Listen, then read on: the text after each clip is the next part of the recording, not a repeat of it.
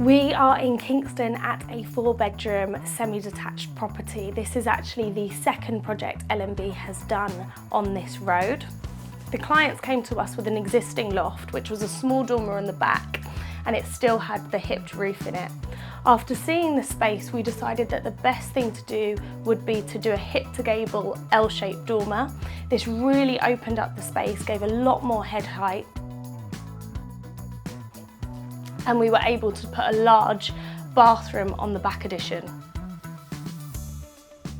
In order to get the space to work, we decided to take out the ground to first floor staircase, turn it around, and then put our new loft staircase over the top.